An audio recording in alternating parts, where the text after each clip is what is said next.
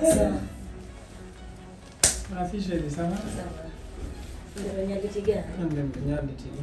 non, Wande ka non da foti. Merci. Do go woro an ko do gaynta wo ko moƴƴintina gol tum. quel non a pas mais ate maman. Yalla do basen to mi ngan borna ki basen siga wodo. Kaba non min no mi ala siga basen.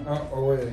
Ko mi sorta ko basen fop mi sorna e hoore am mi sorna mama. Ko mi ala o couleur joni ko do am fa. Joni ko do am fa la. Gasi mi sordante. Ko non accutoñugol lan innugol lan waɗini mi do wattitini. Est-ce que da réuniti taw? On est amis sur Facebook.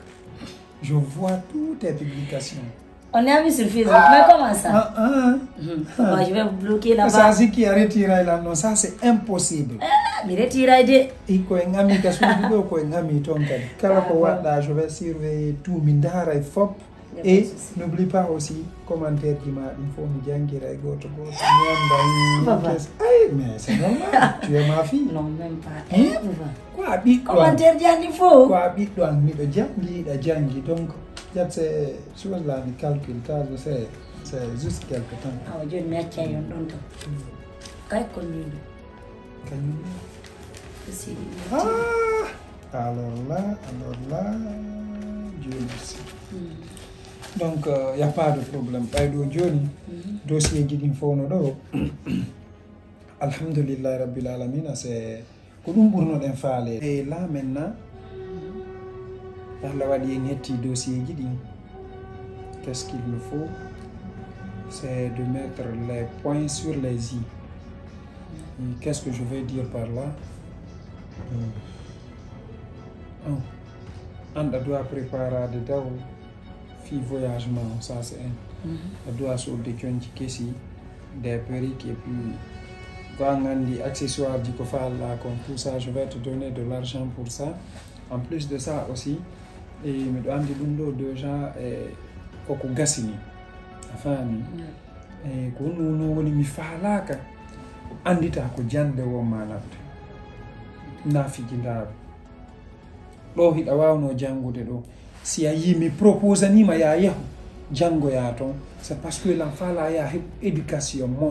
Sinon tu pouvais rester ici, continuer tes études, tout. Donc kadi a jangay, do surtout haray ko do mi burma yiwde parce que ida andi ko ammi mari yitere bi. Mi yida nata erreur ji gono ton. Enfin, donc tout ce que je vais te dire que yo Allah wadi barki ema. Enfin, hara darali weli foti sa gayni jande ma den joni. Adjom Bama, Agne Modima, vous pouvez vivre ensemble, faire ce que tu veux. Tu es d'accord? Oui. Hein? On est d'accord? Oui. C'est ça. D'accord. Donc, Waldina Nando Kachambra. Cible. Ces documents ne sont pas au complet. Donc, expliquez-nous qu'est-ce qui ne va pas réellement? Hein? Et pourtant, je vous paye. Fin de mois, I go to me do account. Mi do yobu de moaji info comment est-ce que mi natabi do ango yo yahan document ji ton ka école ton comme woni directeur pour yon ton document ji won taw vérifier na on joni mo vérifier non ça c'est mi wawata dum ko simi do nyawli non bloco attestation on dare sino papier on manki der ko dare attestation makon ala ton comment est-ce que moi je peux gérer ça? Quand mi wata déposer le consulat qui voyage. Non.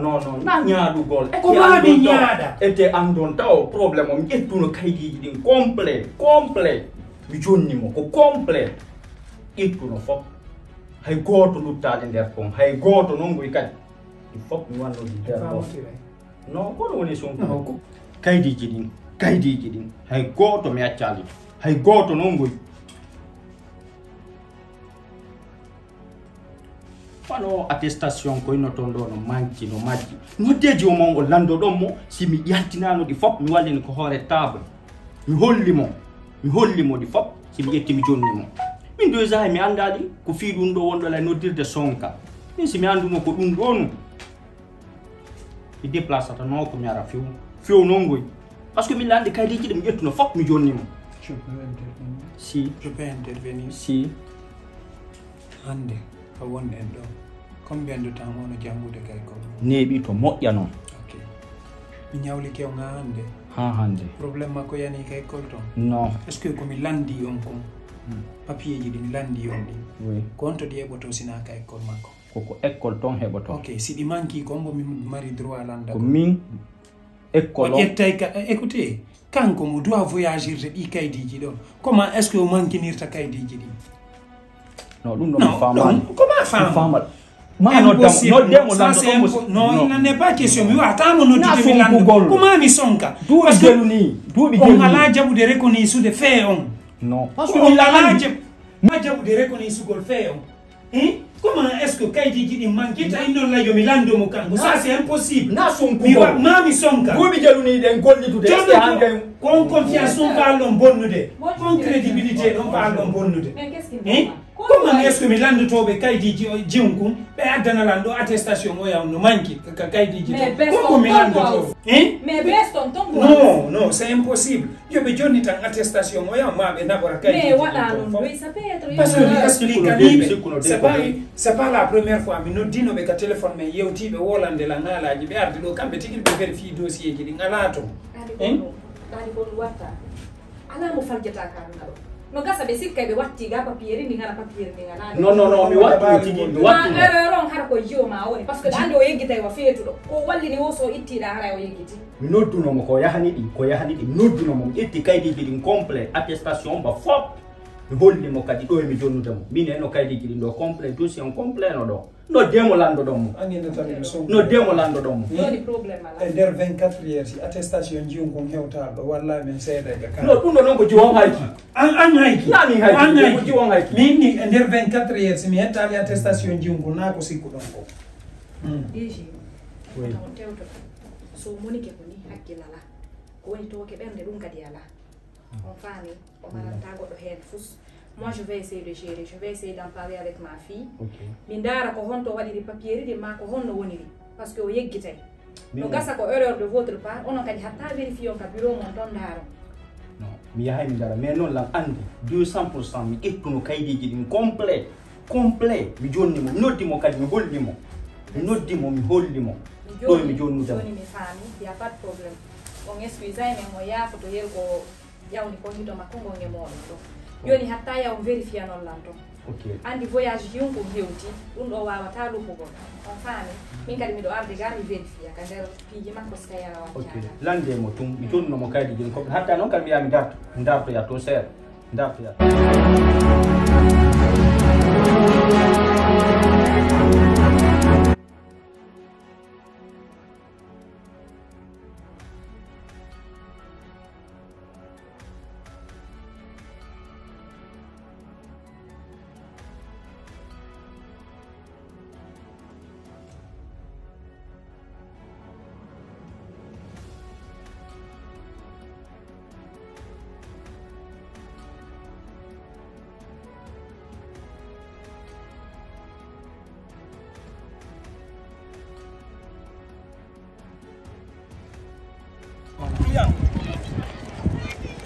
Sexy Pilberi.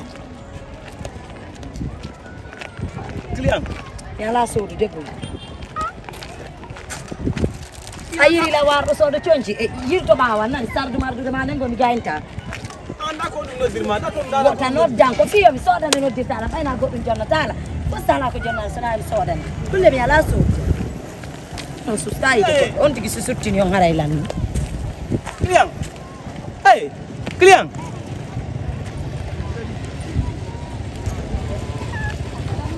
No. What you do? I mean, huh? Come on. Mai, anda ko ni do mande, anda ko ni do jangwa. Kono manade, mai. Kamu biras. Anda ko mo fi programa ko taw jabadi. Adesso be, guarda, anni do da ma.